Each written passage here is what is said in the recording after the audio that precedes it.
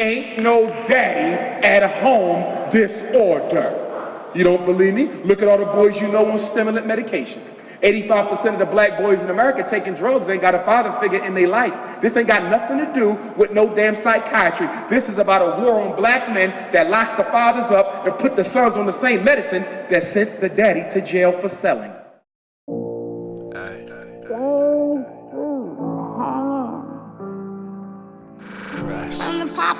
I'm in Louisville today to speak, to present, to rally, to organize, to inspire brothers and sisters with my message of Pan-African unity and redemption. Black leadership does not want us to evolve a Pan-African consciousness because that's going to give them more work to do, and it's going to force them to be a little bit more serious about what they're doing.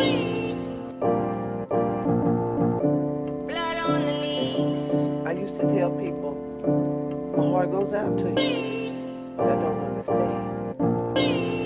Now I understand, and I don't want to. Black bodies swinging in the southern.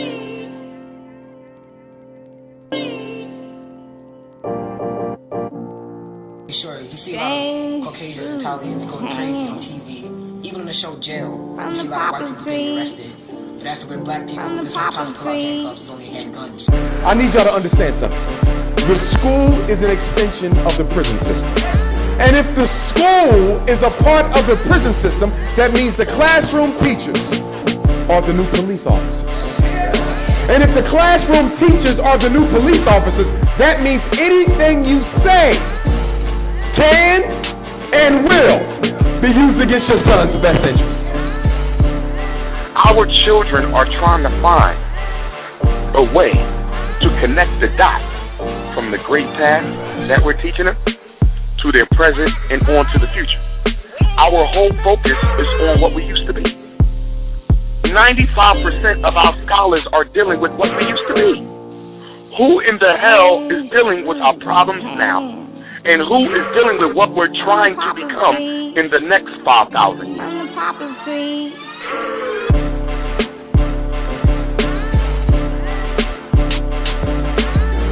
My motivation, I think it comes from my ancestors to try to finish the work that they started, or at least continue in that vein. Being a blood relative of Frederick Douglass, I feel that I have an obligation to try to at least stay as committed to this work as he was. The bottom line is he was a freedom fighter, and he gave his whole life to the improvement of African people. And I feel like I can do no less, being the descendant of enslaved Africans who gave their life struggling and fighting against oppression. I feel I have an obligation to them to stay serious, to stay sincere, and stay committed.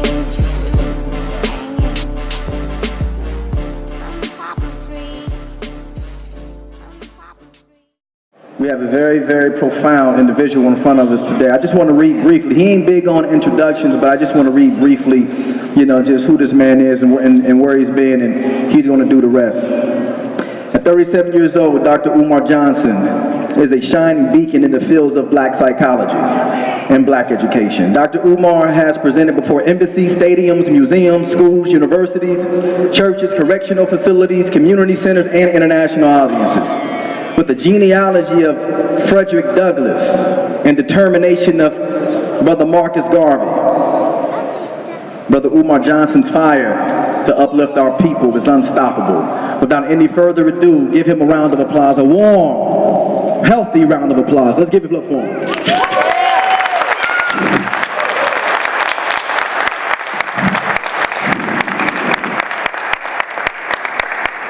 Good afternoon, brothers and sisters. It's an honor to be here. It's actually my first time ever in the state of Kentucky. So, I've been a lot of places, but I've never been here. But I'm glad to be here, and I don't want to waste any time. For those of you who don't know me, because I don't want to make the assumption that you do, I've never been on Oprah Winfrey's show and probably never will be. So I need to let you know who I am. As the good brother said, I'm Dr. Umar Johnson.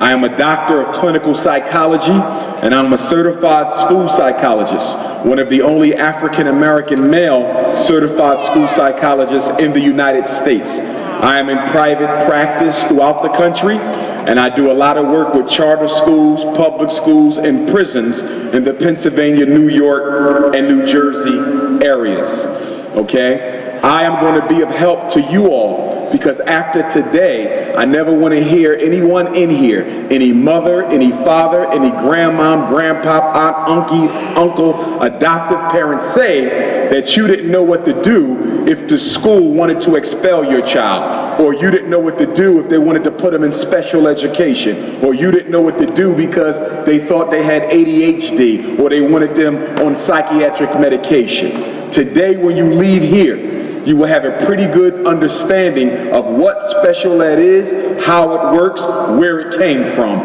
what ADHD is, how it works, where it came from, what Ritalin, Adderall, Cyclert, Prozac, Risperdal, Medidate, Concerta, Paxil, what they are, where they come from, and how they operate.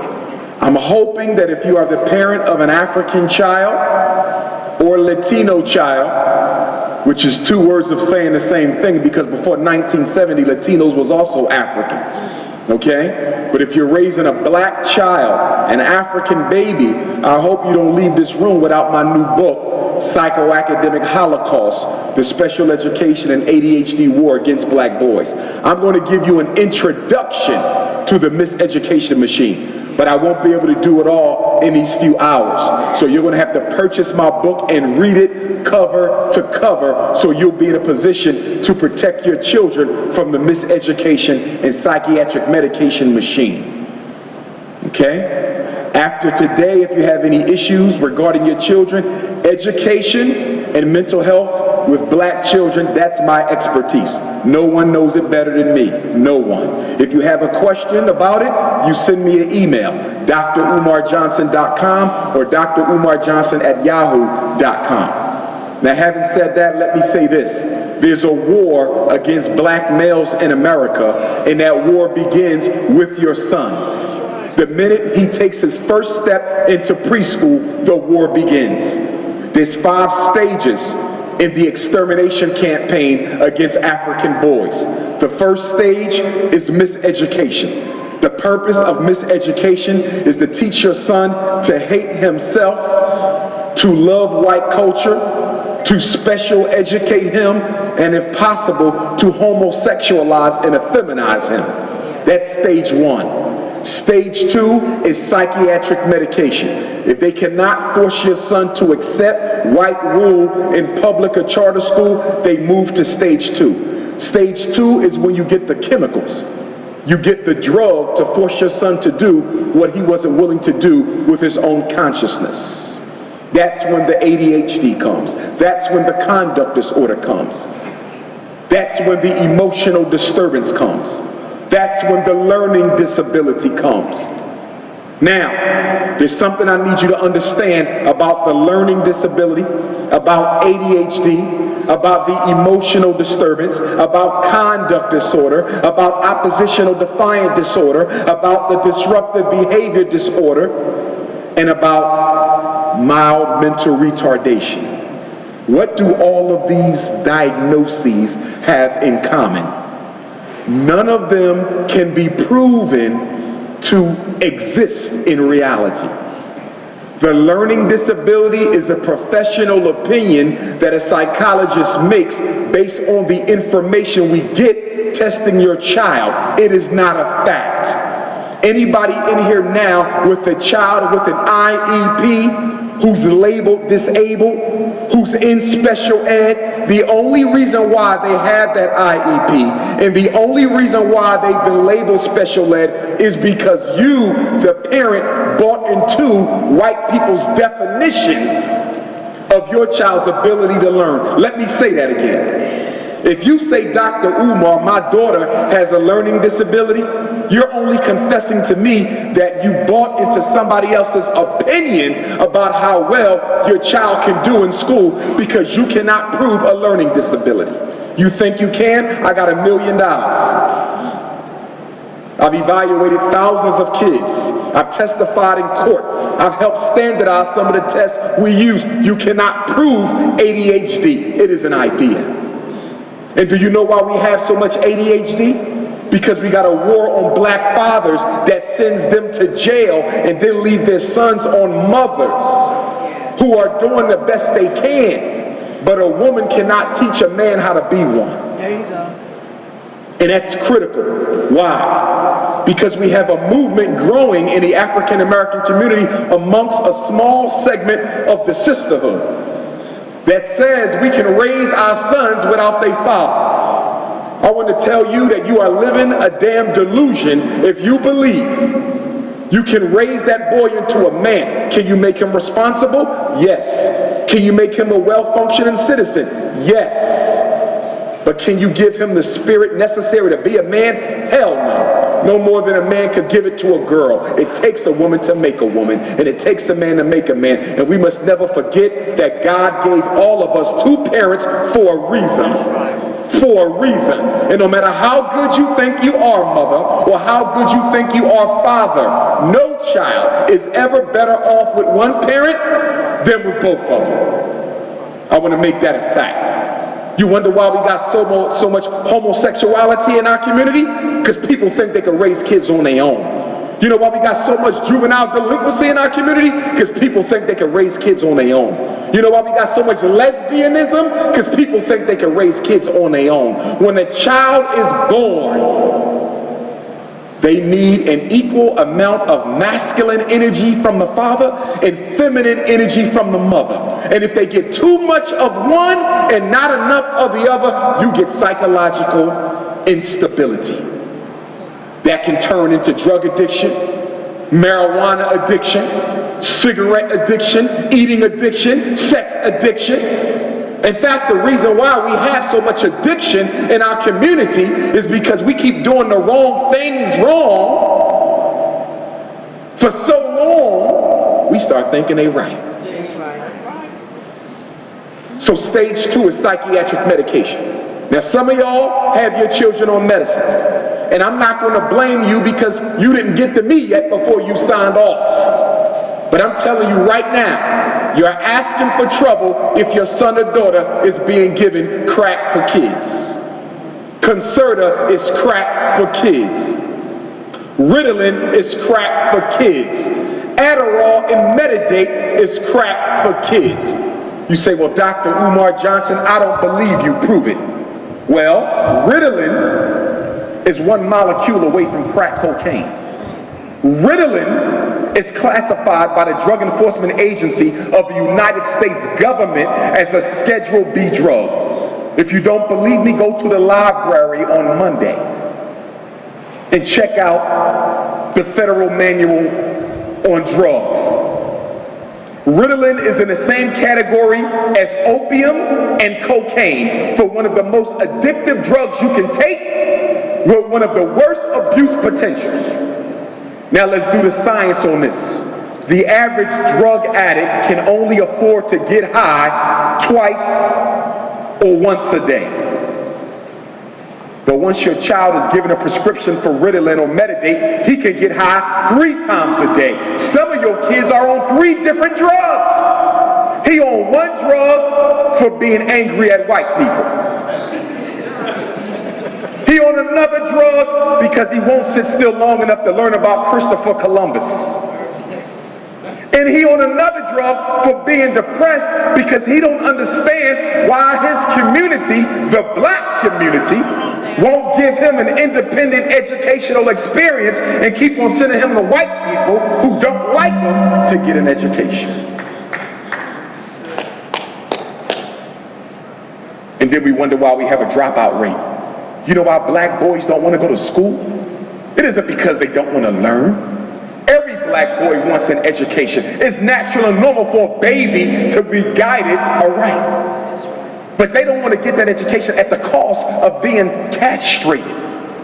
They don't want to get that education at the cost of being disrespected. The reason why we have an educational crisis for black boys is because 93% of America's teachers are white women. And you will never properly educate black boys as long as their education is the responsibility of white women who are not natural stakeholders in their success. Whether your child gets a diploma or not, it does not matter to the suburbs of Louisville. They are not stakeholders. Do you know the people who are teaching your children are the children of the people who fought against school desegregation? Let me say that again. Today's teaching force is predominantly the children of the whites who fought against school segregation in the 50s and 60s. So you mean to tell me her mother didn't want her to learn next to your child, and now you think that the daughter is going to want to teach your child? Isn't it a conflict of interest for white women to prepare your child to effectively take their child's job? And what is education in America? Education is the art of teaching black kids how to accept white supremacy and domination. And the reason our boys push back is because the heart of a black boy ain't broken yet. He's not a coward like his uncle and father yet. He's still got reason to believe we can fix our situation. And so he does not acquiesce to the will of the white man. That's right. So the problem is not the black boy. The problem is you. Yeah. Every time. So they give him the medicine, but the medicine not working. He's still angry. He's still upset. So stage 3, we have nothing we can do for your son here in the Louisville public schools, so we're going to send him to an alternative school. Juvenile placement. Now he's being marginalized. Now he's being labeled a delinquent, a problem child. He was never the problem. The problem was the system. But the problem is black people have allowed white supremacy to create a reality where the kids are to be blamed for the failures of the adults. How is it that I can go to your school system for 13 years, come out, can't read, and it's my fault? How is it I sit in your classroom for 180 days a year, perfect attendance, and I can't count? It's my fault. Since when you started blaming customers for bad merchandise?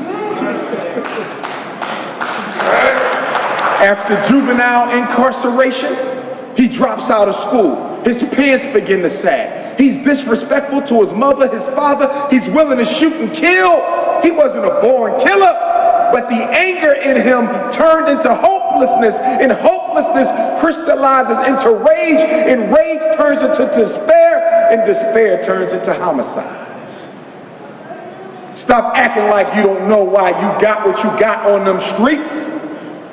Let's go back in American history. In the 1920s and 30s, who was selling the drugs? His name wasn't Raheem, his name was Bugsy Siegel. Who was hustling the drugs?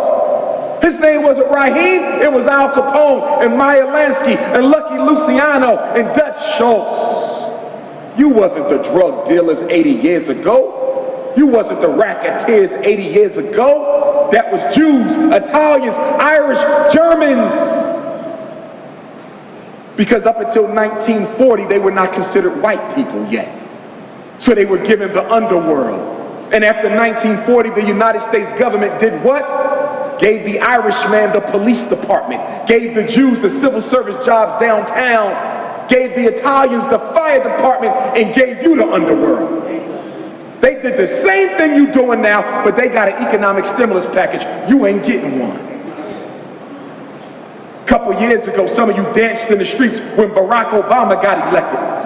I remember that night, I shook my damn head.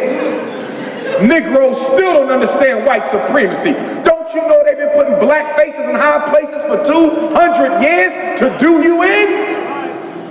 Under Obama, the black unemployment rate is worse than under Bush. Under Obama, the dropout rate is higher than it was under Bush. Every index of black progress is worse under him than it was under his predecessor. Do you know why? Because the irony of the black elected official is that they are elected on white campaign money. So after they get elected, they cannot do your agenda. they have to do the agenda that they was paid to do. And until we, as a people, start financing our own candidates and stop expecting them to be loyal just because they're black. Are you not aware that we don't do things anymore just because we supposed to? Or are you aware that black folks are no longer loyal to just being black? You got to pay him to be loyal these days. That's why the homosexuals got all them rights under Obama. They financed them. That's why the Latinos got all those rights. They financed them. That's why the immigrants are even getting rights. He paid more attention to people who are not even citizens than he do to you. Because you don't have the political maturity to understand the only way I can hold you accountable is if I finance you. Money talks. Show me a politically impotent people and I will show you an economically devastated people. You cannot be a political power and be economically devastated. Where's your supermarket in Louisville? Where's ours in Philadelphia? Where's your airline? Where's your distribution network? Where's your factories? Where are your schools at? Where are your warehouses? We have no economic infrastructure. And then Kwanzaa come around and we want to act African for 7 damn days. A dashiki with a weave. What the hell is going on?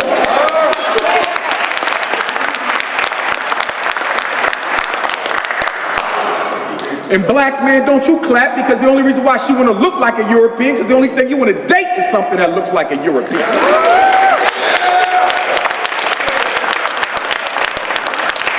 I know, as a psychologist, the only way we're going to transform our racial reality is to create a new mindset. We need a paradigm shift. The paradigm that got Dr. King over the hill won't work in 2013. The paradigm that got Malcolm over the hill won't work in 2013. We need a new shift for a new day. We cannot keep doing old played out theories of freedom. It won't work now. The technology of white supremacy is too advanced. You will not be able to protest yourself to a better life. You can't beg for it. You got to make it. You got to build it. And that's why we get no respect all over the world, because we're the only Africans on the face of the earth who actually got the damn money necessary to fix their problems. Isn't it Christmas time? Ain't you out there buying all kinds of junk and garbage for your kids and for each other? iPod, but we don't make none. Xbox, but we don't make none. $200 for a pair of Air Jordan sneakers that cost $6 to make in a third world country by a child less than the age of 12 for $70, 70 cents. How about you save that money? What if black Louisville decided that we're going to boycott Christmas this year and take all the money we would have spent on Christmas and bought one of these school buildings so we can give our kids the education they entitled to?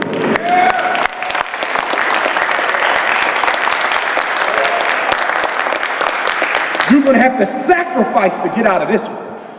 And I got some bad news for you. You can sing Kwanzaa all day, it ain't going to change nothing until you roll up your sleeves. You can take 1,000,000 trips to Africa all you want, you damn cultural nationalists, and it won't change nothing until you build something. You change your name to Ooga Boogaloo, but you still don't own nothing. You got all the cultural surface garbage. It's a damn cultural costume with no substance. I want substance and I want solutions. You can keep the costumes in the closet.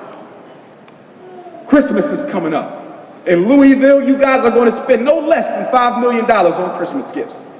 You know what you can do with $5 million? You could probably put half the unemployed black men in Louisville to work with your damn Christmas money. I ain't even touch your New Year's money. I'm too scared to touch your 4th of July money. I ain't touch your birthday money or your Easter money. All I said was sacrifice your Christmas money and you could create a new reality. So why haven't we done that yet? Because black people, truth be told, don't have a problem with white supremacy. You ain't got a problem with the fact the white man in charge.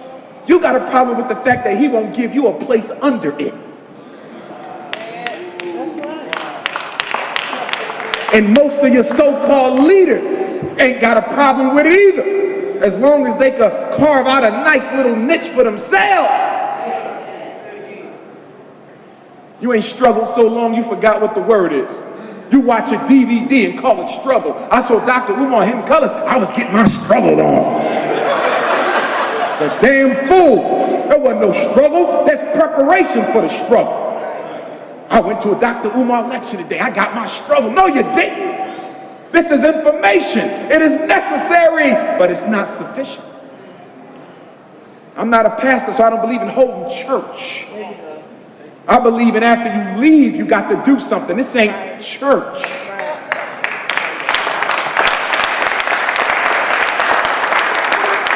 And speaking of church, what the hell are the black churches doing in Louisville for black boys? And if they not doing nothing, why are you still going to church? See, every city has a black bourgeoisie. Every city. Now, this might be my first visit to Louisville, but I know you got a black bourgeoisie. You know how I know? Because I understand my enemy. And I know wherever the white man is, he puts black people in certain positions to keep the other ones down. And they make their living by keeping you from going no damn way. I need a bottle of water if we can. Please don't break the tap. I have to do that myself. FBI is alive and well. They poisoned Dr. Khalid Abdul Muhammad. They poisoned Johnny Cochran. They poisoned Malcolm when he was over in Africa, but he made it back in time because they got him to the hospital and got his stomach pumped.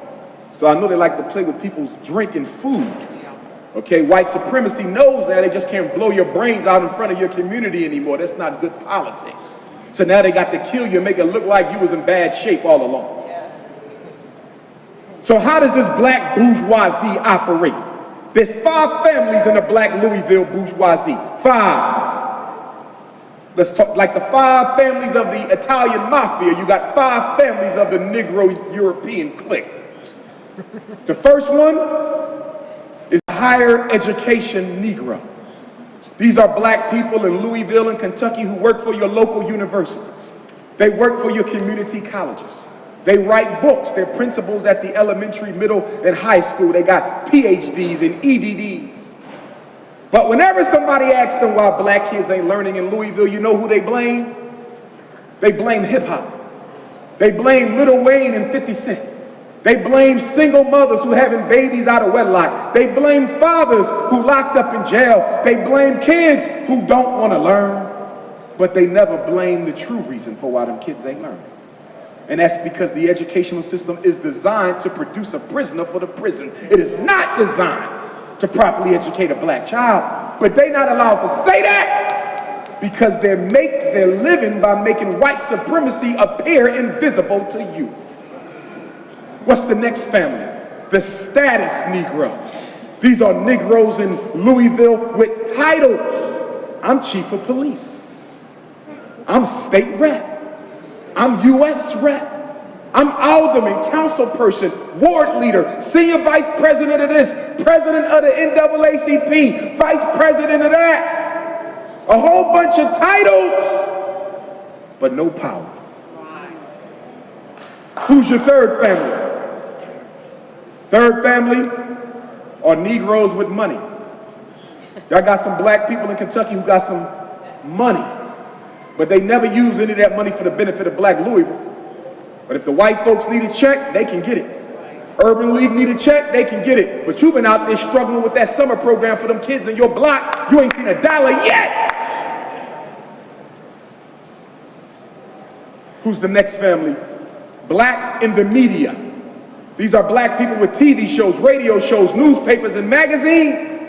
And instead of talking about the unemployment in Louisville, instead of talking about the incarceration of black women, instead of talking about police brutality, they spend a whole radio show, whole TV show, whole newspaper talking about Kanye West's new baby and Jay-Z's next concert and LeBron James won his 2nd ring.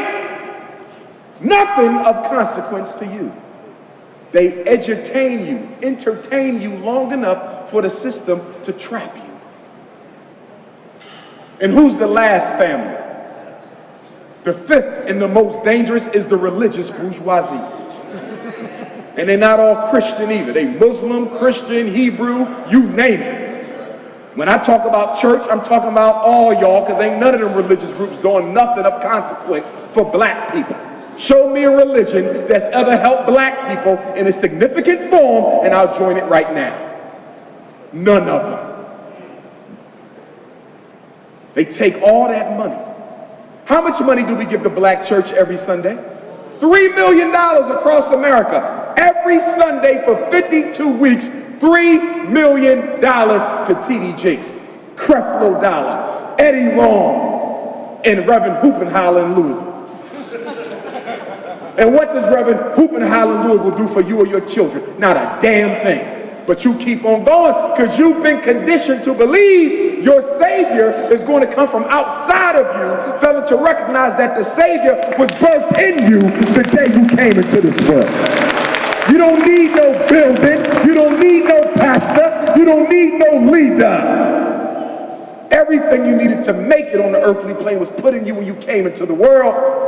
But if I can convince you you need me for spiritual elevation, if I can convince you to be dependent upon me for your godly needs, I can rule you and your children into the umpteenth generation. Spiritual dependence is still slavery. I don't care what excuse you use for it. How the hell he going to take you to God consciousness when he not even at God consciousness? Jesus Christ ain't driving no $100,000 Mercedes.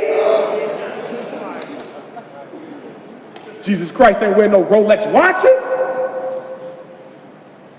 Talking about he's saving people and everybody in the church saved except him. When you go to church on Sunday, you motivated, you energized, you want to make a difference in your life.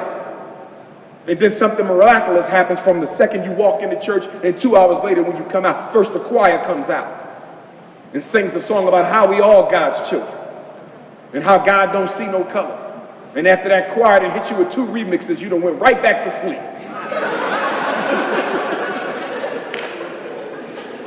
And I'm not against the church. I speak in churches all the time. I speak in churches all across this country because I don't put everybody in the same box, and we do happen to have a handful of pastors who are serious about the work, but they are few and far in between. But with all due respect to the church, I don't think our sons need to be on the choirs in these churches because I don't know what's going on with the choir with Black Boy, but there's an effeminizing function on the church choir. And you know what I'm talking about because you've seen it. Before Raheem went to church, he had a little bit of swag in him. They put that robe on his ass, he sung 2 remixes. You know what I'm talking about? Are you sitting in church looking at your son and you're like, is that my boy? Put my damn son on no choir. He can play the drums, but he ain't singing.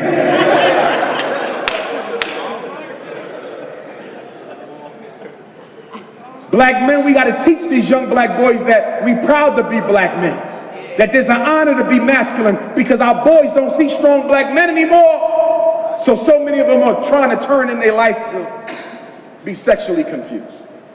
Now let's talk about this for a second. Because I want to make sure you don't take my comments out of context. I do not believe for a second that we should bring harm against any psychologically unstable African. Anyone. To me, homosexuality is an illness. People with illnesses need to be treated, not beat. People with illnesses need attention and they need to be seen, not tortured. As a therapist who does therapy with homosexual and lesbian teenagers, I would never stand up here and hypocritically say that we should hurt them or harm them up because I work with them. And I understand why most of our kids go into that way of life. And it's because many of us don't know how to choose babysitters for our damn kids when we go out. 95% of every homosexual boy I met was sexually molested by a male member of his family before his 12th birthday. Nearly every single one. It's a molestation thing. Something about the first sexual act of a boy when it's with a man. When a man takes the innocence of a boy, psychologically it confuses him so much that he starts thinking, this must have been the way I was supposed to be all along. And that's why black male homosexuals have one of the highest suicide rates in America. So I'm not going to beat up on my little brother. I'm not going to do that because I know you the cause of it, leaving your kids with any old body. You can't trust people. People sick out here now. Oh, well, I just dropped them off with my sister so I could just go shopping. It only takes 60 seconds to get molested. I know a boy who went into the kitchen, came out, and his cousin put his privates in his mouth in 60 seconds. It's sick. Now we got kids molesting kids more than adults molesting kids. You know why? They wasn't born with that idea. You gave it to them, letting them listen to certain music, letting them watch certain movies, letting them be privy to adult conversations they should not be privy to. So you put the curiosity in their mind. And what's the first thing that 7-year-old boy do when he gets his 2-year-old cousin alone? Practice what I heard mommy and daddy talking about. I'm going to practice what I saw in that movie. I'm going to practice what Lil Wayne said in his song. We are robbing them of their innocence. And because we're robbing them of their innocence, they're robbing each other of it. The blame is on the community. And when I say community, let me say this. For my single mothers, I want to thank every last one of you for the excellent job you've been doing. Even if you fell short, I thank you. And I want us as a community to stop beating up on our single mothers every time we have a conversation. Well, you know the mother ain't doing a good job and she chasing her man instead of spending time with her son. And that's true. But do you know that a disproportionate number of black single mothers on top of raising those kids are dealing with a life-threatening illness? They raising a black boy and they got their own diabetes to worry about. They raising 2 and 3 kids and they got their own heart disease to worry about. They got their own cancer to worry about. I'm not going to beat up on no mother. I'm going to beat up on the damn black men in the neighborhood who saw her struggling day in and day out and didn't lift a finger to help her. That's who the hell I'm doing.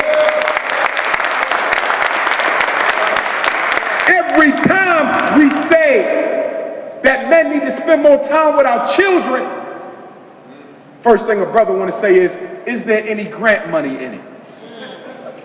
You need money from the white man to spend time with our sons? Even the churches. Dr. Umar, you know if there's any grant money out there for this after school program? Why the hell you need to get paid to help our future? Where would we be if Harriet Tubman said, I'm going to do this, but I want to know who's paying me for it? Where would we be if my great-great-great-great-grand-uncle Frederick Douglass said, I'm going to do this, but I want to know who's going to finance it? Where would we be if Ida B. Wells and Fannie Lou Hamer said, I'm going to do this, but I want to see the budget first? You have become more capitalistic than the European and you don't even recognize it. Today's group of blacks are in worse psychological state than at any period in our history. I would argue that we were more psychologically healthy in slavery than we are right now.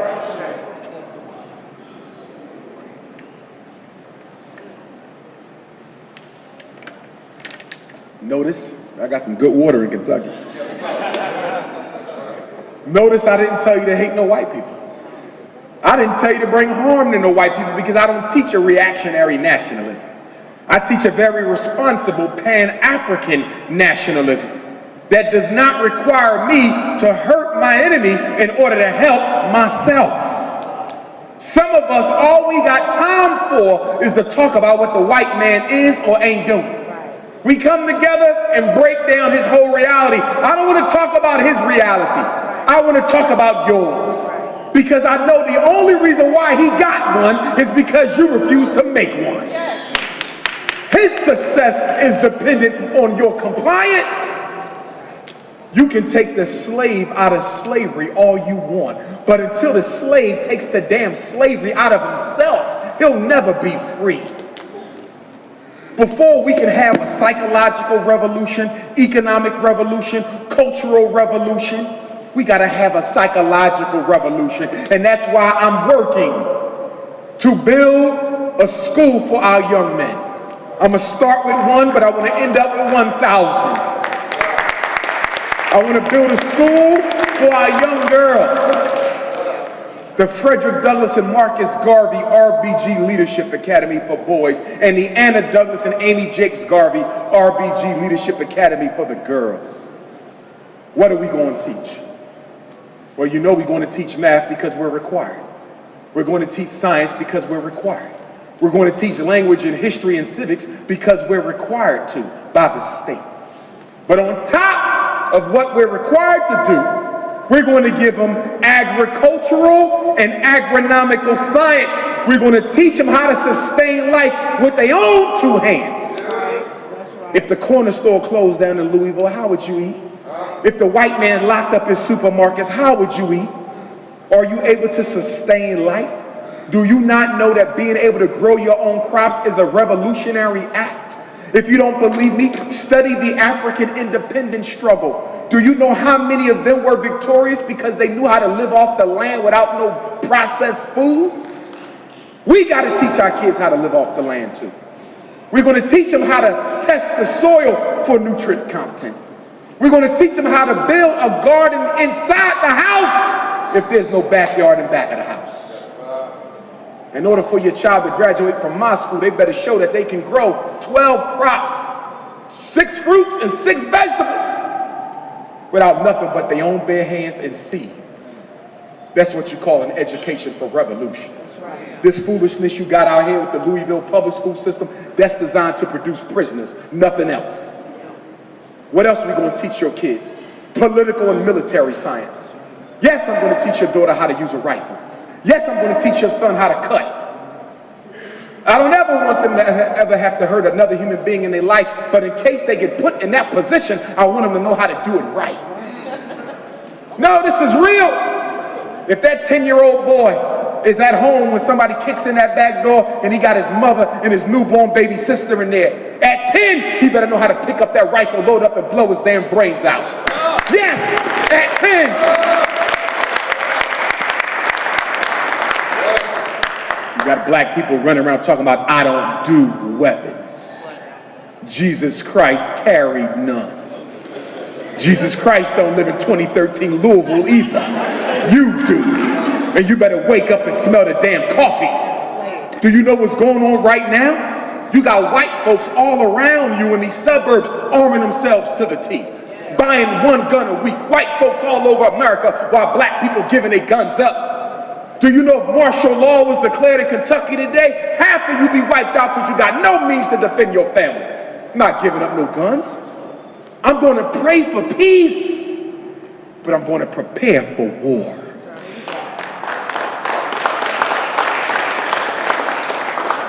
We're going to teach your children why we got this AIDS problem amongst black women. Why is AIDS the #1 killer of black women on the face of the earth, 38 to 58, no matter where you live?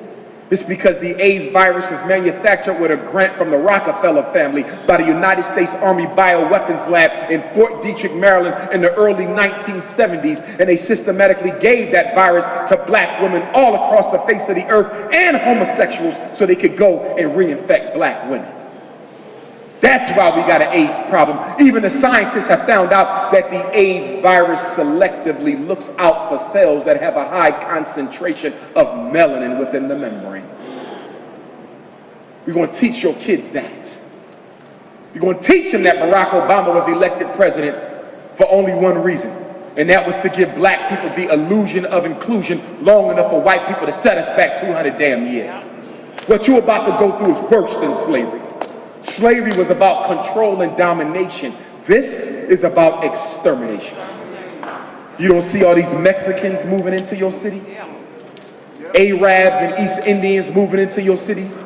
You heard about the immigration bill that President Obama is talking about. The immigration bill is about making sure we got enough other people of color to replace black people in the workforce as we systematically exterminate and incarcerate. How long you gonna take before you wake up? They building prisons for us and making jobs for other people. Marcus Garvey told us that if you do not begin to take your responsibility seriously, you won't have a future. We want to keep on laying around and watching football on Sunday. The worst day for black men in America is Sunday.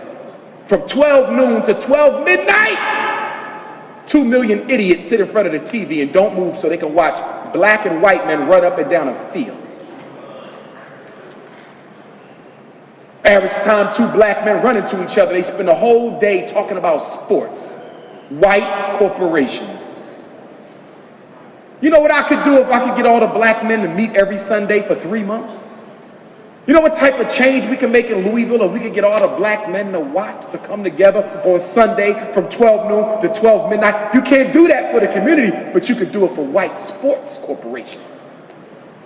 You know what we could do if I could get black women to come together on Thursday nights instead of watching Scandal?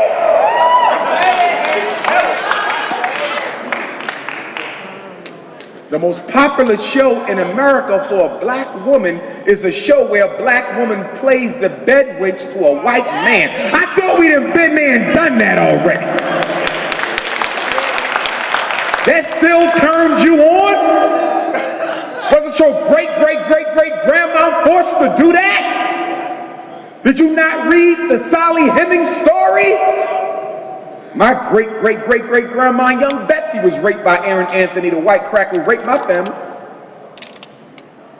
I'm done with them typers. Y'all love it. Can't wait till it come on. And then when it go off, you can turn to BET and watch the reruns all damn night.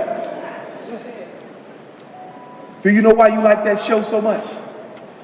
Because deep down inside, you wish you could have the opportunity of being the white man's bed wench too. You are what you love to look at. Oh no, not me, doctor, you're wrong. No, you too.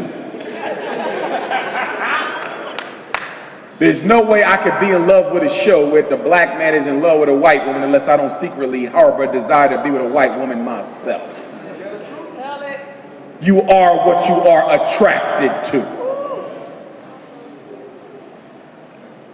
So after the young black male is frustrated, there's only one stage left, stage 5. Miseducation, medication, juvenile incarceration, psychological frustration. Stage 5 is extermination. 1 out of every 4 black boys murdered by his 35th birthday. That's what we're dealing with. But we can change it, and we will change it. Before I get into this PowerPoint, what else are we going to teach your children? Dietary and nutritional science, how to eat to live. 85% of black people who die from preventable diet-related diseases. Do you know that? We're losing our mothers and grandmothers and cousins and nieces and nephews to preventable diet-related illnesses. So we got to teach our kids the science of how to sustain life. That just because you're hungry don't mean your stomach is hungry. You might be hungry because you ain't got enough nutrition in your life, not your food. Many of us walk around with a big hole in our stomach. We are so unhappy, so miserable, so depressed, and we eat and eat and eat to try to fill up that emptiness in our life.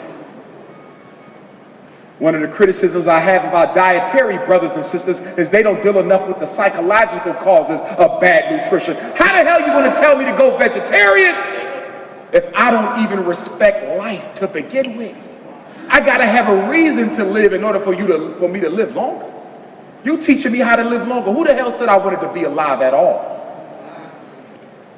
So we got to teach them dietary nutritional science. We're going to teach them financial and economic science. What does that mean? That means by the time your child finishes the 9th grade, they will be able to do their own taxes. They will never have to go to H&R Block. They'll be doing everybody's taxes on the block in 9th grade. In 10th grade, they will have mastered the real estate market. 15-year-old real estate gurus. When they get out the 11th grade, they will have their own business plan. And they'll get their first loan for their first business from the school itself. When they finish 12th grade, they will understand Wall Street inside and out. And not only Wall Street, but the Chinese stock market, the British stock market, the Nigerian stock market, the South African stock market.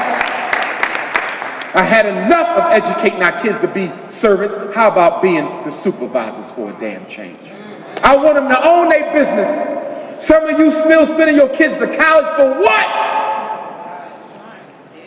Now, why does a man with 6 degrees dare tell you your child don't need to go to college? Because I went to college in 1992. That was over 20 years ago. When I went to college, there was still room for people with college degrees to find jobs. When I was a little kid, I always wanted to be a psychologist since the 3rd grade. I didn't know if psychologists made good money or not. It didn't matter. I wanted to put smiles on people's faces. So I became one. I didn't know black people was going to be this damn crazy. And one day when we fix our problems, you won't need psychologists no more, so I need to go find something else to do.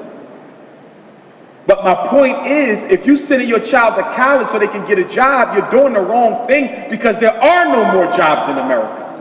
You have to make them. Right now, as you sit here, 2 million blacks with master's and doctorate degrees right now can't find work. And you're about to spend $100,000 to send your daughter to the University of Kentucky so she can get a Ph.D. in grasshopper reproduction on the moon during the summer months. What the hell are you going to do with a Ph.D. in grasshopper reproduction on the moon? Who the hell is looking for that? Half our kids go to college and major in things that are not even employable. Oh, Daddy, I want to go to college. I want to study art history. Okay, sugar, you can do that at the free library. But I'm not paying for you to go study that, because there's no job for that. There's no industry for that. If you're going to college on my money, I'm going to make sure that the degree is functional. We sending our kids off to college like it's a rite of passage. And some of you ain't got no business sending your kids to college, because you know full well that they don't have the one thing they need to be successful in college. And what is that? Especially for a black boy. Discipline. You're going to send him to UCLA and you know that boy ain't got no discipline? He come back with 5 baby mamas by Christmas break. You sending your daughter up to Iowa State with no discipline? She going to come back with triplets for Thanksgiving with a whole bunch of F's on her report. You only send your children to college if you know that you raised them right with the discipline to do their work. And what is my definition of discipline? Is the ability to teach a black child how to do what they don't want to do when it got to be done, whether they like it or not. If your child ain't got that by the time they leave your house, you have failed them. But the problem with discipline is you can't teach what you ain't got. And a lot of black parents ain't got no emotional discipline. You ain't got no sexual discipline. You ain't got no financial discipline. You ain't got no economic discipline. And so the kids ain't got none either. And then you want to call me up and say, come fix my boy. What's his problem? You his damn problem. Apples don't fall far from trees. And no matter how much we want to distance ourselves from them babies out there with their pants sagging, look at yourself, because they are the products of our houses. I don't understand the current generation. Look in the mirror. They your kids. Them killers, they're yours. Those women out there selling their bodies, they're your kids. And when I say yours, I'm not talking about no individuals, because I know we got a bourgeois Negro in the audience talking about, my kids are fine. I'm not talking about your ass.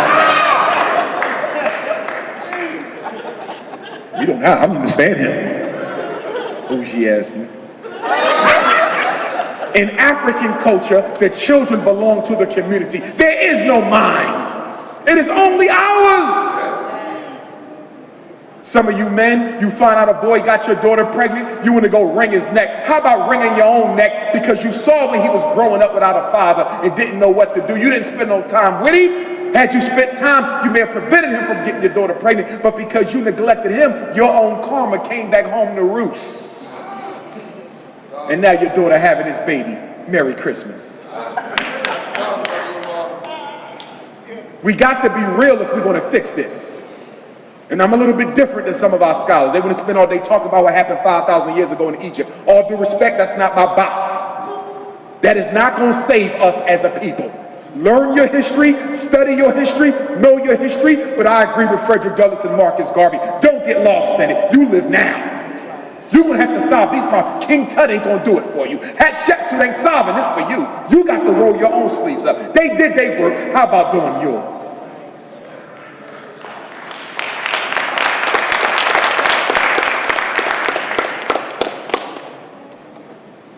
Our boys are going to have to study our girls as a science.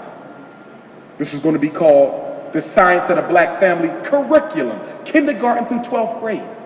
He's going to study her menstrual cycle. Why does she have a monthly? Why is her monthly 28 days just like the moon? Why was the black woman the first symbol ever used for God on earth? What about her hormones? Why does she have them? Why is her skin so black and brown? What is her relationship to God Almighty? The boys are going to know you like a science, black woman. And the black girls are going to have to study the boys. His hormones, his cycles. Why does his voice get deep? Why does he get facial hair? What exactly is masculine energy? How do you make a house? How do you take care of your wife? How do you take care of your husband? How do you raise children? How do you deal with disputes within your family?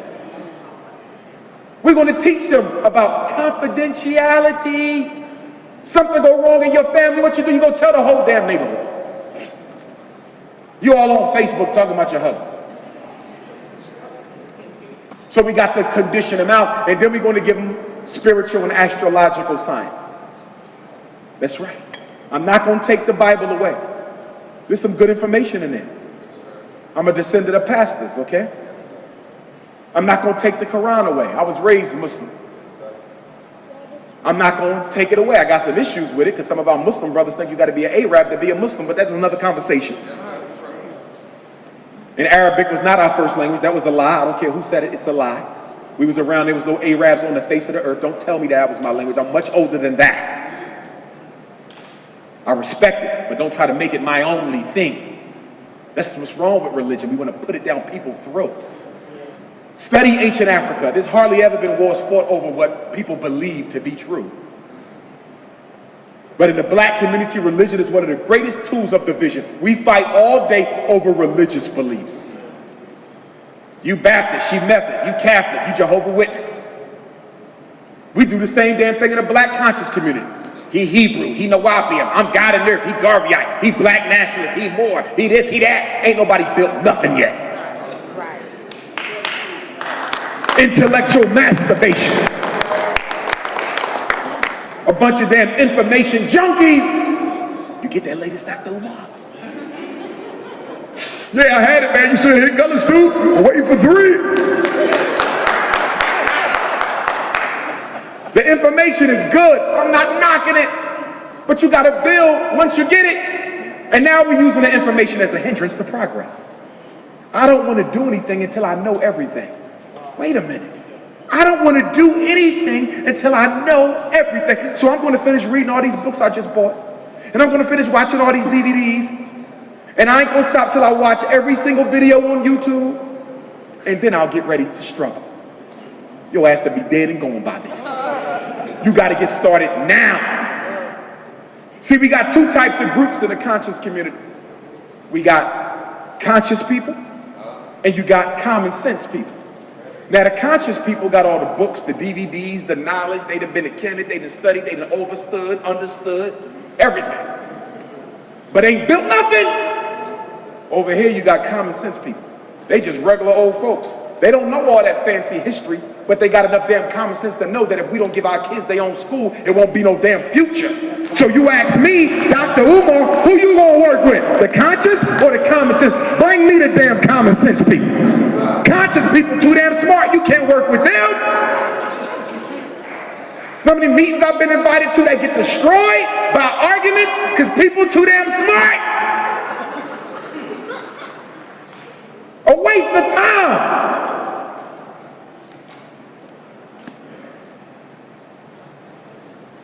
Special education was created by the United States government in 1975 in response to the school busing program.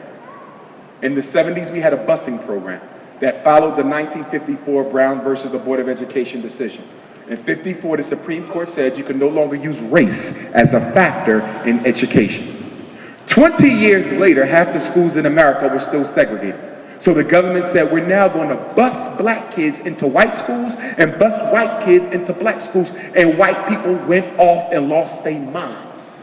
That was in the 70s. So the government had a decision to make.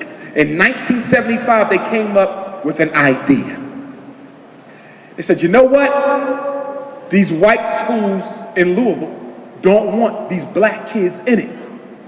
And we can't make them take them. So somebody came up with an idea in Washington, D.C. They said, well, what if we told the white schools in Louisville that if you accept them black kids, we're going to let you resegregate them. But you can't do it because they're black. You're going to make up an excuse, and it's called the learning disability. And the learning disability was created in 1963 in Chicago, same year the Civil Rights Bill was going through Congress, to give white people an excuse to take black kids out of the class with their own and put them in their own special class. That's where special ed came from. If you don't believe me, do your research. Read it in my book. Special education was a compromise between the federal government and white America. Take these black kids. We will let you separate them inside the school. Put them in a separate class, but you can't say it's because they're black. And then after you separate them, you know what we're going to do? We're going to pay you money for separating. I mean, y'all do know special ed is a business. I mean, you do know special ed is a hustle. I mean, you do know special ed is a con game, right, black people? I test kids for a living. Every time I put one of your kids in special ed, their name goes into a computer. Their name gets sent to the State Department of Education. What's the state capital of Kentucky? Who? Frankfurt. It goes to Frankfurt. Frankfurt sends the name to Obama in D.C. And by the end of the month, there's an electronic transfer of funds to the local school district. Special ed is money. You don't believe me? Go to the next Louisville Public School Board meeting and ask them for a copy of the special ed budget for the district. They probably don't want to show it to you. It's multi-millions of dollars they making off of miseducating your son with your permission. And what do I mean when I say with your permission? I mean that I cannot evaluate your child unless you sign your name. And this is why I'm so upset at black parents. When y'all come to me talking about, oh, they want my son on drugs, I don't know what to do. Well, why they want him on drugs? Because he's diagnosed with A.D.H.D. Well, in order for him to get diagnosed with A.D.H.D, you had to sign permission for me to test him. So if you never signed your damn name, black mother and father, they could have never done it. Stop signing stuff. Think about what you're doing. Every time the school send a paper home, y'all want to sign it. Y'all don't even read it. And then you want to call me up to help you when you could have stopped this whole mess by just saying, no, thank you. My son is not going in special ed. Well, he has a reading problem. He's in the 5th grade and he's only reading on the 2nd grade level, and we're concerned. Okay, I'm concerned too. But guess what? He ain't going to special ed because he ain't special. Well, what do you propose we do? Let me tell you what you're going to do. Your school district gets Title I money from the federal government to help kids with low reading and math skills to raise them up. So dig in your Title I budget and spend some of that money and get my son some damn tutoring so you can raise up his grades. But you're not going to get your school psychologist to label my boy with a damn disability so you could get a couple extra $1,000 a year. You think I don't know special ed is a business? You ain't pimping my child. Slavery is over. Y'all have to take the power back, black parents. Stop letting these schools tell you why your kid can't learn. You start telling them the reason why he reading on the 2nd grade level is because in 3rd grade he got suspended so much he wasn't in class long enough to learn a damn thing. In 4th grade, the teacher went out on maternity leave. My son had 15 substitutes from January to June. And then last year, the teacher was fresh out of college, couldn't tie her own shoes, couldn't teach nobody, including herself. That's why my boy can't read. It ain't his fault he can't read, it's yours. Do your damn job. Y'all got to stop letting them do this. Well, Dr. Umar, ain't it true that some kids can't sit still though? I mean, I see your DVD on YouTube and you said that you don't believe in ADHD, but don't you think some kids need medicine? No, you damn Negro, no they don't. First of all, it's natural for a boy to be hyper. It's natural for a boy to be inattentive. You looking at one right here. If ADHD was around when I was going through school, they would have tried to drug me up. I made it through life with no medicine, 6 damn degrees. Don't tell me that you cannot be hyper and inattentive and can't make it. Problem is a lot of parents are too damn lazy to work with their kids, and you rather put the psychiatrist on the job because you got better things to do. Yeah. And then some of you want to pimp your kids for an SSI check. Yeah, that's right. You pimping your kids your damn self. Oh, can you fill this out for me, Dr. Johnson? The SSI office said I need you to fill this out. I ain't signing that garbage. I ain't helping you make money off your son's miseducation. So the school get paid, y'all get paid, psychiatrists get paid, everybody wins except the boy. No damn special education, it's a joke. And then they go in special ed and they don't learn another thing after they go in. Have you noticed there's no long-term outcome studies on special education? Why are there no long-term outcome studies on special ed? Why isn't there any proof out there that shows you special ed works? Because they know it don't work. They know it don't work.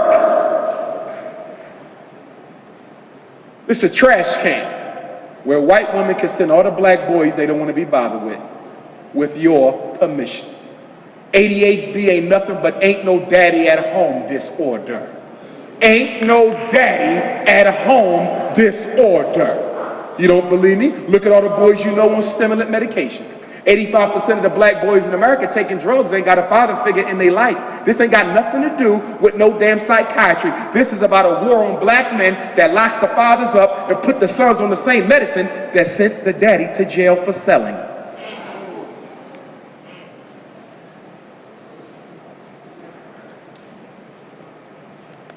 What is the definition of reality?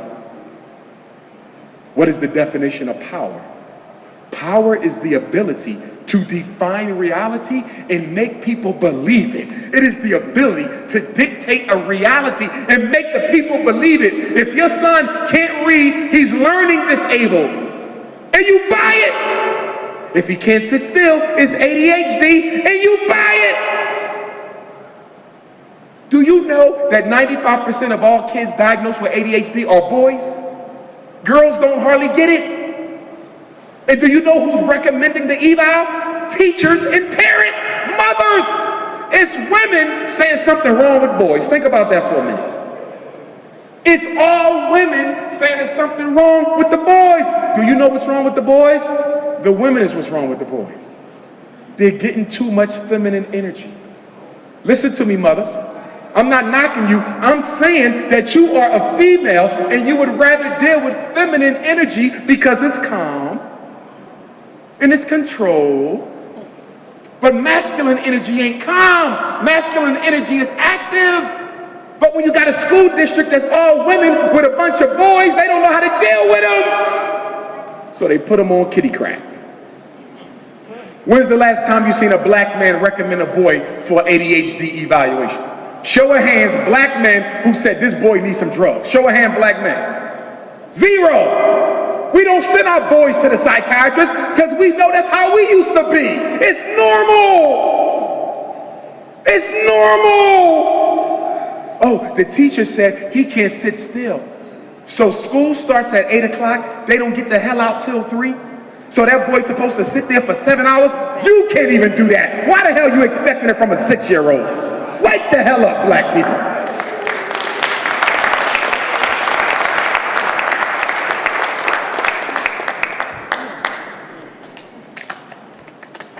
You don't give your common sense away for nobody. Half this stuff is common sense. You don't need a PhD from a racist-ass white university like I've had in order to understand this. It's common sense. Have you seen the criteria for ADHD? Fails to pay attention to detail, loses things necessary to get his work done, acts as if he's driven by a motor, cannot play quietly. What child you know plays quietly.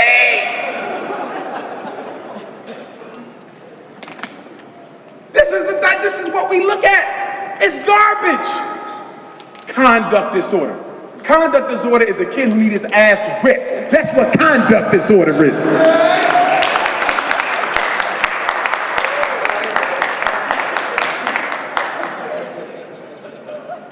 When do we get ADHD? 1980. Wow, 1980. What else do we get in 1980? Mass incarceration took a turn for the worse. Crack cocaine got dropped off. And we get ADHD. Do you know what that means?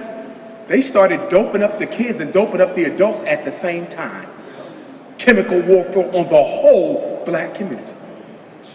There is no ADHD before 1980. You don't believe me? Do your research. There's no conduct disorder before 1980. They made these things once they started locking up black fathers because they knew the mothers wouldn't be able to handle it. This is a hustle. And how much money does Wall Street make off of giving y'all kids these drugs? Over $50 billion a year because you don't want to teach your son how to sit still. My father was a drill instructor for the United States Marine Corps. He was the first person you see as a new recruit with that big hat on. My mother had 5 boys. Now one of us was on psychiatric medicine. Now one of us was diagnosed with ADHD. Do you want to know why? Because my father wasn't having that in his house. I could never come home talking about, you know what, Dad? I cursed the teacher out today. I think I got conduct disorder. Can I have some drugs?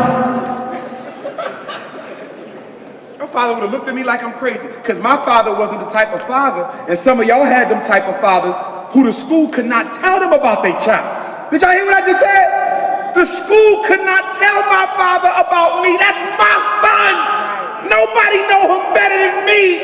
But the problem is y'all letting white people tell you about black kids.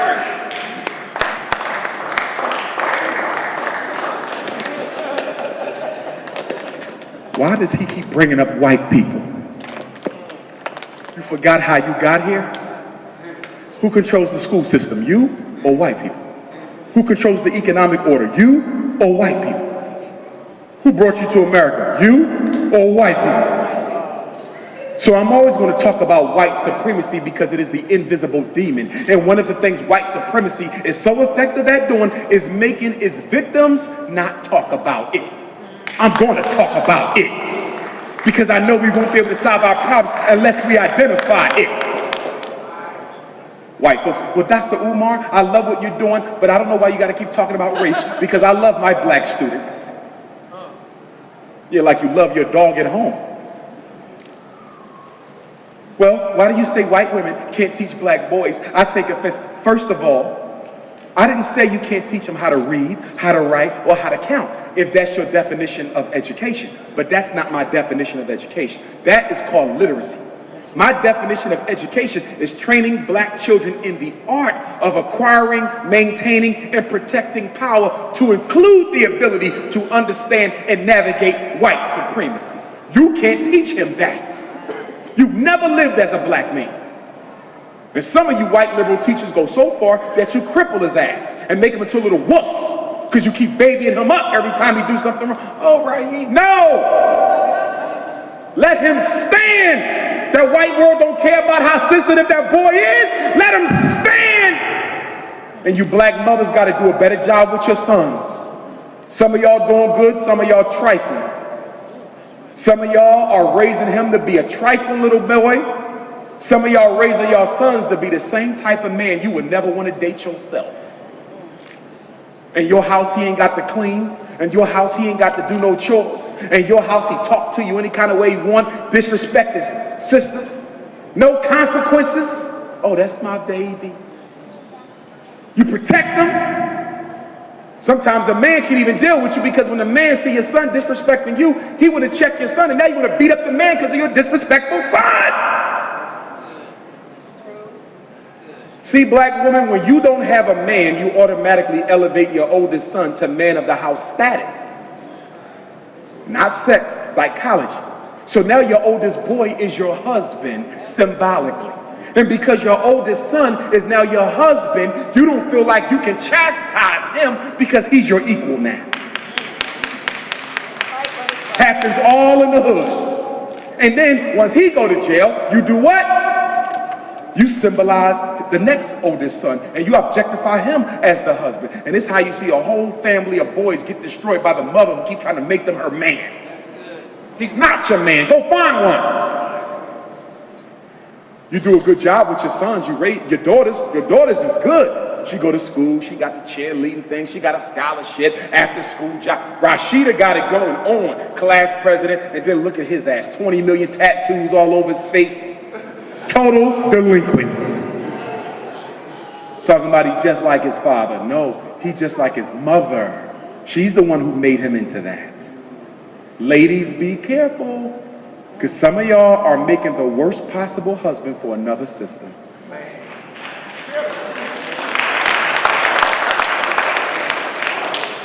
See, this business about labeling black people ain't new. It go back to slavery. In slavery, there was two diagnoses they used to give us. One was called drapetomania. This is real now. Drapetomania was a psychiatric disorder given to slaves who ran away from their masters. Oh, you didn't know that? Nat Turner was considered mentally ill.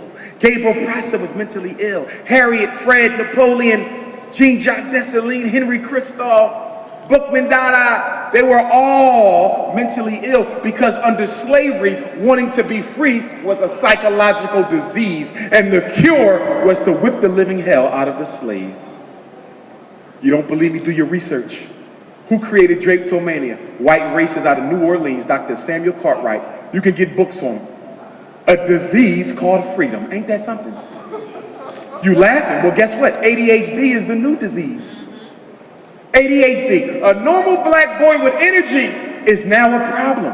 If you're a black boy, you ain't allowed to do nothing. You ain't even allowed to breathe.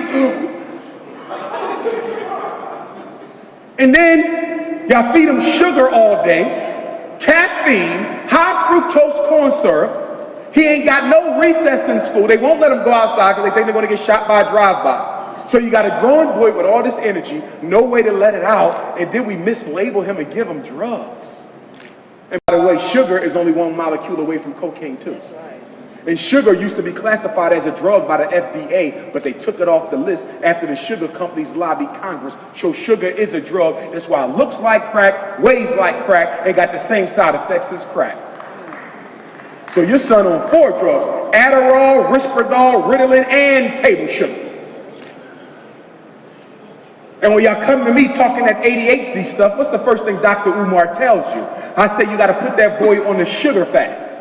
90 days, no sugar, no caffeine, no high fructose corn syrup, and then y'all look at me like I'm crazy. You know why you look at me like I'm crazy when I say put him on a 90-day sugar fast? Because half y'all asses addicted to sugar yourself. I can't go without my Pepsi, not my Breyers, not my Kit Kat. So now the child got to stay hooked on sugar because you a damn junkie. Blaming him for your problems. Blaming him for the school system's problems. This is real rap, y'all. Another disease was called nigritude. Nigritude was a diagnosis that was created by Benjamin Rush. Some of y'all should know that name. His face is on the back of the Diagnostic Manual of Psychiatry today. He's the first president of the American Psychiatric Association, and he was a racist out of Philadelphia. He was a signer of the Declaration of Independence, the 1700s. This is how long it's been going on, and he used to diagnose black people with a disease called nigritude. Do you know what nigritude was? It was a disease that made your skin black and the brain useless. And he told white people, don't rub up against black people, because if you rub up against black people, you catch nigritude. This was real, y'all. Do you see what I'm getting at? Psychiatry is the art of taking behavior that you deem to be a threat and pathologizing it into an illness. Homosexuality was considered a mental illness for all of American history until 1974. Let me say it again. Homosexuality was considered a mental illness in the American Psychiatric Association until the year I was born. 1974. In 1974, they deregulated homosexuality and made it normal behavior so it could be pushed in the black community as a population control strategy. Listen to me, black people. This homosexual thing ain't got nothing to do with sex, marriage, family rights. It's about eliminating you, reducing the numbers of blacks by promoting a lifestyle that prevents conception. If all the women in this room become lesbian, guess what? We don't get another generation of black people in Louisville. If all the men in this room become homosexual, guess what? You don't get another generation of blacks in Louisville. You stop the egg from meeting the sperm. This ain't about sex, it's about life. You got to understand that they playing a game on you. And now they got black people feeling afraid, confused, talking about we got to support the gay struggle because we had a struggle. Who I am ain't got a damn thing to do with what you choose to do in the dark. Being African is the essence of myself. Being gay is a behavioral syndrome, and you don't confuse actions with essence.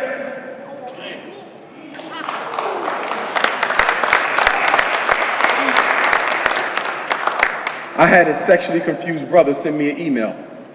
He said, Dr. Umar, I love your work, I follow you. I got the book, the DVDs, I love it, but I'm homosexual. And I have a problem with the fact that you saying homosexuals cannot participate in the struggle.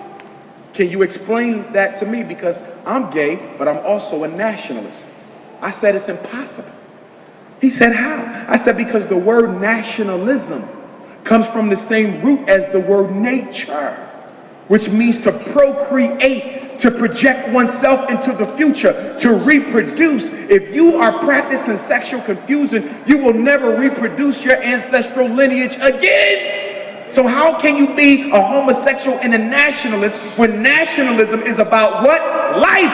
And homosexuality prevents life. You cannot be both. You are one or the other. Confusion is the weapon. It's time for an intellectual insurrection. Now some of y'all say, well, when you open up your school, what about the boys who look like they got a little sugar? They was in the choir last week. They can come, because I know the only reason why he acting like that is he ain't got a good reason to want to be a black man. I'm gonna give him $1 million when he get to my damn school. So come on, bring all the feminine boys. Bring them! Bring all of them! I want all the little feminine little boys. By the time they get out of my school, they're gonna be nothing but strong men. See, I ain't afraid of that homophobic. Really? Whatever. I've been in rooms with nothing but homosexuals in there. They wanted to challenge me in my theory that they not born that way. By the time the meeting was over, they was all scratching their head like, damn, maybe I wasn't. Truth is consistent. And truth ain't afraid to be the only piece of truth in that room, because you're going to let your damn light shine. I ain't afraid to go nowhere, because truth is consistent. A few more before we begin to bring this segment to a break, because we want y'all to go and support the vendors we got. Make sure you support them. We got jewelry, we got books, we got natural hair care products, we got information. My table is the one way in the back by the windows. That's where you're gonna get your book. I got DVDs over there, t-shirts, posters, whatever you need. If you have a study group and my book ain't the subject of your study group, something's wrong. Because unless you could give me a better book, better than teaching you how to protect your damn boys, I want to know what it is. Okay? I don't know what's more important than the work I do. I'm just being honest. Only thing come close is the brothers and sisters who deal with diet and nutrition. That's important. Sustaining life. After that, nothing takes precedence over black children. And damn sure not a history lesson. After the break, we're going to talk about black male-female relationships. You don't want to miss this one. That's right. Ladies, we're going to talk about the 6 types of men you need to stay the hell away from. Pimps, players, predators, couch potatoes, impregnators, and professionals. And black men, we're going to talk about the types of women you got to look out for. Hot in the pants, hopeless romantic, homicidal honey healers, and home wreckers. We're going to talk about why so many of us keep ending up in bad relationships, year after year, relationship after relationship. Why I keep attracting the same type of brother, Dr. Umar. You got to wait till after the break. She woke up. I ain't got no kids, but I got a man. We're going to talk about polygamy, plural marriage. I know a lot of you sisters ain't into it. But as a therapist, I can tell you that most men have more than one queen. I know you in denial and you think you're the only one. See, I come to tell the truth. The pastor lies to you, not Dr. Umar. I'm going to tell you how it is. So I'm saying, put some rules to it so you stop being exploited by men with multiple relationships. So if you have a baby, your child got to go around in secret because he ain't allowed to say who his real daddy is because daddy is married and I'm not allowed to say that's my father. Do you know how disrespectful and insulting that is? But these are the things that go on in the black community because we don't want to deal with reality. Few more. One thing I want y'all to be careful about, and that is what? Diagnosing yourself and diagnosing your children. Some of y'all getting crazy checks and you're not crazy. You think you're beating the system, but I want to let you know the same system you think you're beating can come back and take your kids out your house and they're going to say, we took them because you've been diagnosed with major depression and we don't think you're able to raise these kids properly. They're doing it all across America, taking the kids from black people with crazy checks who ain't crazy because you tried to get your hustle on. And then they take your kids and they do what? Who do they get the black kids to? And my pre-doctoral internship was with adoption in New Jersey, Diapers. I know all about adoption. Do you know who the black kids go to? The gay and lesbian couples. That's right, because don't nobody want the black kids. The black teenager is the hardest kid to get adopted or fostered in America. You don't believe me? Do your research. So you know what they do? They give them to the gay couples. So now your child being raised in a lifestyle he don't even agree with, but he ain't got no choice over the matter because you wanted to put him on Ritalin and the school found out that you wasn't giving him the Ritalin, and so the school called the social worker and then Child Protective Services came out and took your kids. It's called failure to medicate. That's right. And that's why I keep telling you to stop getting them tested for ADHD, because once you give them the drugs, if you stop giving them the drugs, they can take your damn babies from you. Not just the one who was given a prescription, all of the kids will be taken out the house. That's why I want my school to be residential. I don't want them coming home to y'all because y'all sick. I want them 24 hours a day. You can come visit them at my school because I want my school to be residential. You can come visit them one Saturday a month. That's it. You know, sick ass parents in my school. You stay home with your perms and your white wife. Stay home. Come to my school with that filth.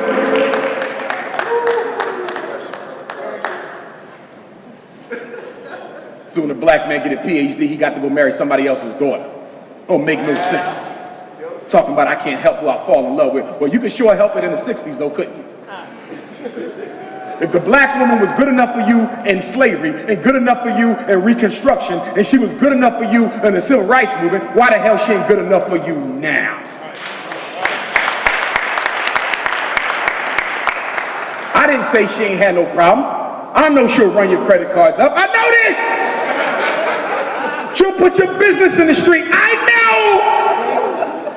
know! But at the end of the day, if you got to cry on the shoulder, ain't no shoulder like hers. Black, can't no woman back you like a sister. At the end of the day, she will ride. But how's somebody gonna ride for you who don't even understand your predicament? Man.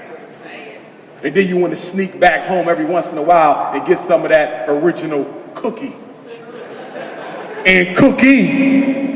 And sister, don't you let no man who left you for somebody else come back to your house talking about, can you make me a plate of that Thanksgiving turkey? No, go get hers. No seasoning, no paprika, nothing in that. Can't cook. Kids never get accepted. No, I'm being real.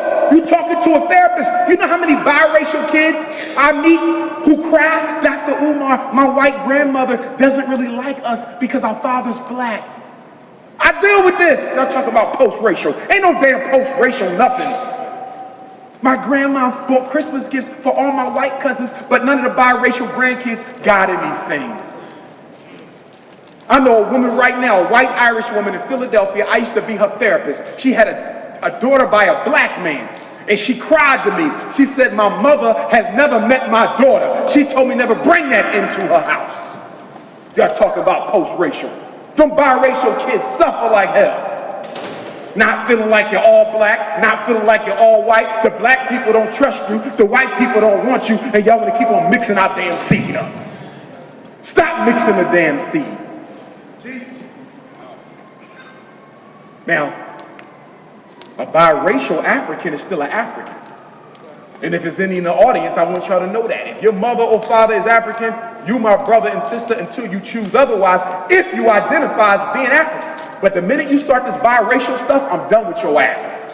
Because ain't nothing biracial about you. Ain't nothing Cablinasian about you. Biracial. The hell is that? Was Frederick Douglass biracial? No, they called him a Negro like the rest of us. But now, in the 21st century, we done got sophisticated. I'm biracial. And now black people run around looking for anything in their family tree that look other than African so you can claim it. Oh, my great-great-grandmother was Native American.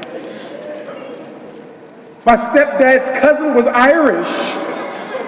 You ever see a black person find out they got some white blood? They like they hit the damn lottery. Oh my God, she was white. You don't see white people run around claiming they black ancestry, do you? Because you don't want to be you and they love being who they are. You can't get respect from them until you start respecting yourself. And black men need to recognize that the only women you allowed to get anyway is the ones that the other men don't want. If the white man wanted, you can't get him. You got to wait. And I want all my women to know something. When your daughter shows up to my school at the Anna Douglas and Amy Jakes Garvey RBG Academy, I want all my mothers to hear me so you can't say I didn't tell you, because I believe in informed consent. As a therapist, I have to give you informed consent. Your daughter will show up on the first day of school without no perm, no weave, no wig, no extensions, no hair color, no straightening comb. She gotta be nappy. If she ain't nappy, she can't come to my damn school, because I'm not teaching her to be no white girl. I'm teaching her to be a black girl. So if you want her to be a white girl, you keep her ass in that charter school. You keep her in that Catholic school. You keep her in that public school. If she come to my school, she gonna be unapologetically African, because that's the only thing we produce. Some of y'all like, is he serious? You damn skippy.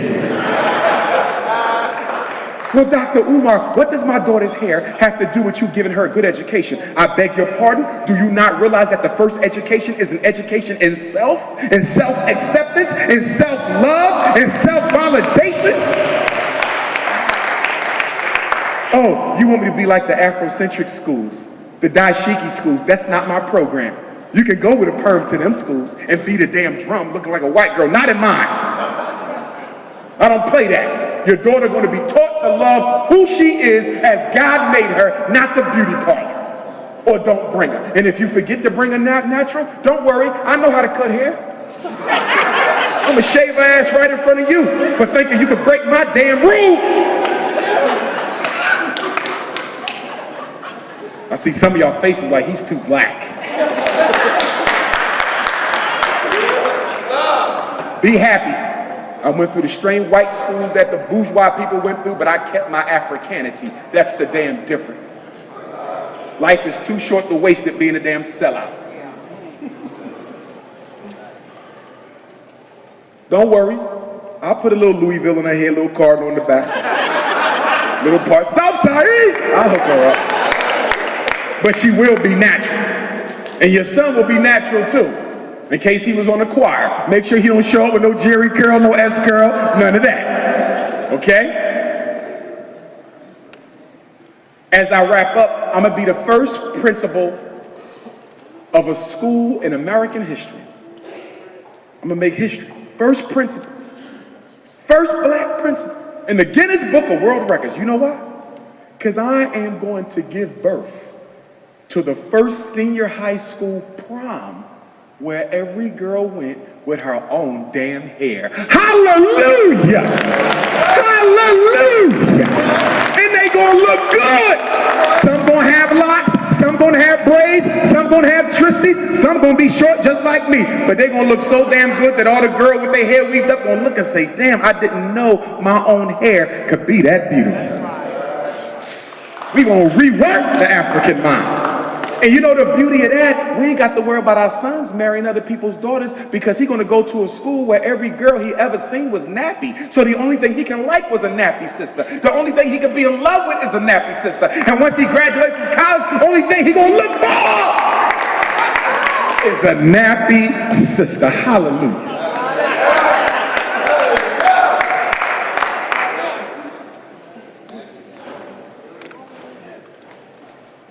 In conclusion, I need y'all to help me out.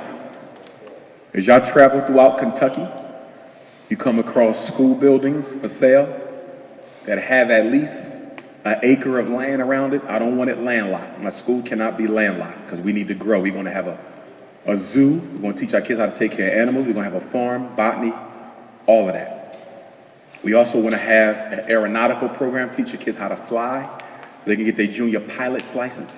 We're going to have a maritime program where we teach them how to ship so they can get their shipping license, command ships, okay? Which is very important. Why? Because 90% of everything we use, eat, and wear comes to us on a ship. So when the Honorable Marcus Messiah Garvey put ships on the water with the Black Star Line, Negroes like W.E.B. Du Bois laughed at him. Said, what is he doing with ships? Mr. Garvey understood that if we want to talk about economic empowerment, you got to have distribution. So we're going to teach our children that. Any of you interested in working at my school, send me your resume now. Don't work for 2015, send it now. Well, I'm not a teacher. You don't have to be. Because half the stuff we're going to teach is not legislated by the state. For example, we're going to have a natural hair care academy. From kindergarten to 12th grade, we're going to teach the sisters how to do hair natural. No chemicals, only juices and berries.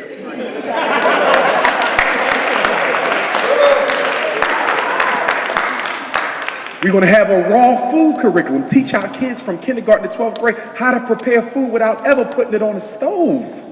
We're going to have a clothing industry where the kids have to make their own clothing. What did the late great ancestor, scholar, warrior, Dr. John Henry Clark say?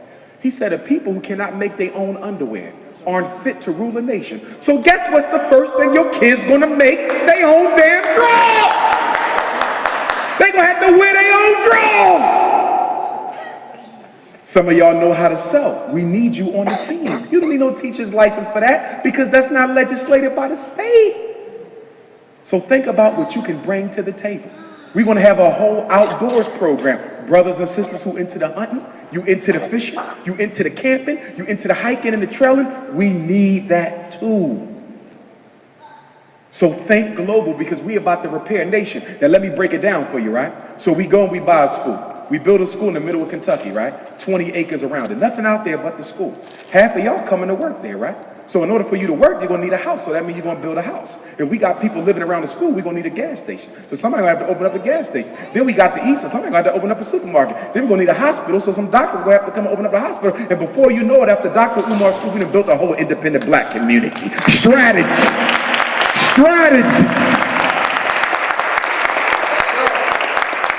In conclusion, for this first half, and I see some of y'all got the book. During the break, I will be able to sign some books during the 30-minute intermission, okay? But I'm going to leave y'all with a quote from my ancestor, Frederick Douglass, who said, if there is no struggle, there is no progress. Those who profess to favor freedom and deprecate agitation are like men who want crops without plowing up the ground. They want rain but can't stand the thunder or the lightning. They want the ocean but can't deal with the awful roar of its waters. He said the struggle we have might be moral, or it might be physical, or it might be both moral and physical, but it must be a struggle. He said, for 20 years, I prayed on my knees to God for freedom, but the Lord gave me no freedom until I got up off my knees and began praying with my feet. He said, if we want to be free, then we got to strike the first blow. If you want respect from white people, stop looking for pity, because the man who respects you doesn't need to pity you, and a man who pities you can never respect you. He said, people who are not willing to fight for themselves are not worth being fought for by others. He said, if a man is lying down on his face, don't pick him up, leave him there. If he ain't man enough to stand up, if you pick him up, he's going to fall right back down anyway, so you didn't help him, you only hurt him. Leave him until he's ready to get up on his own. First of my ancestors was brought here from Nigeria, a black man by the name of Bailey. He married a black woman by the name of Selah. They had a daughter by the name of Jenny. Jenny had a daughter by the name of Betsy in 1774, 2 years before the Declaration of Independence. Grandma Betsy married a free black man by the name of Isaac. They had 13 children. He was free, but Betsy was a slave, and as a result of that, the children followed the status of the mother in Maryland. So she had 2 daughters, more than 2, but 2 I'm going to focus on. One was named Harriet, the other one was named Young Betsy. Both of them was raped by the white man who owned my family, Aaron Anthony. And as a result of the rape, the greatest black leader of the 19th century was born in February of 1818. His name was Frederick Augustus Washington Bailey. That's our family name, not Douglas. Douglas is a name he picked up after he escaped from freedom to evade capture under the fugitive slave law. The next year, the man raped her younger sister, Young Betsy, my direct ancestor, which is my great-great-great-great-great-grandma, giving birth to Frederick's brother, Stephen Henry Bailey. If you ever read the narrative of the life of Frederick Bailey, he talks about Cousin Stephen. Well, Cousin Stephen is Dr. Umar's great-great-great-great-grandfather. But Cousin Stephen is also Brother Stephen because the mothers were sisters, but the slave master was both of their dads. When the Civil War started, Frederick Douglass sent 2 of his sons, Lewis and Charles. They fought in the 54th Massachusetts Colored Regiment, from which we get the movie Glory. Morgan Freeman stars as the older son of Frederick Douglass. But there was a lot of lies in the movie Glory, which is why you should not get your history from films. For example, Glory led you to believe that most of the black men who fought in the 54th were escaped slaves. That was a lie. All of the men who fought in the 54th were free black men who voluntarily gave their lives to come down to the South and free their brothers and sisters. My grandfather, Stephen, fought with his firstborn son, George Washington Bailey, first black public school teacher, Talbot County, Maryland, born to him from my grandmom, Caroline. They fought in the United States Colored Troops of Maryland, the 9th Regiment, I believe it was.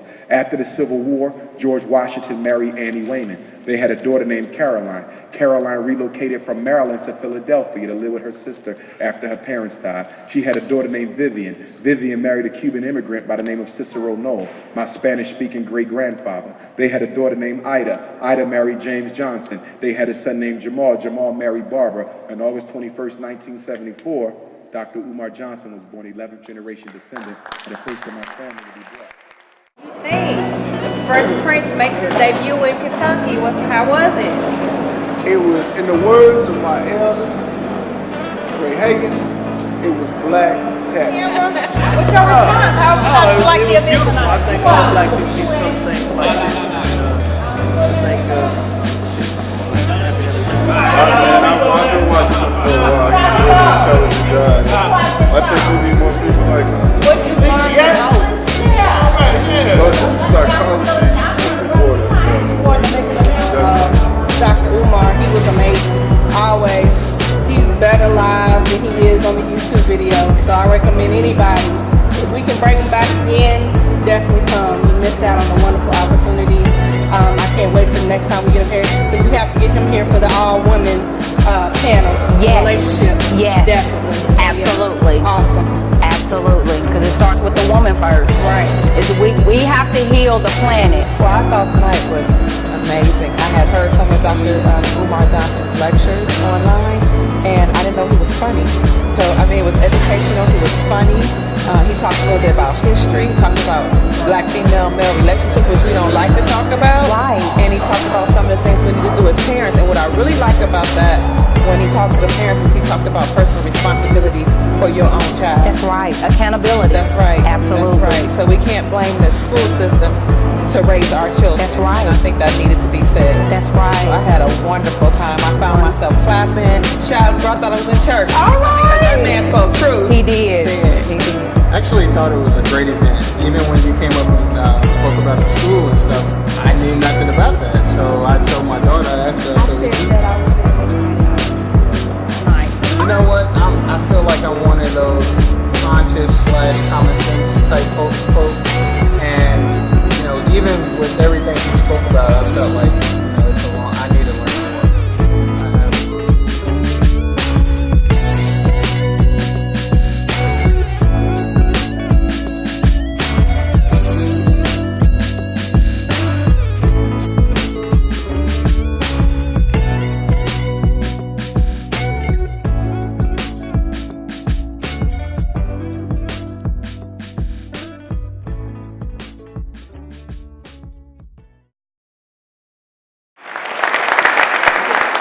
Religion is fine, but teach the children who they are. Get their history. I don't know if I have a chapter of the African American Genealogical Society here in Louisville.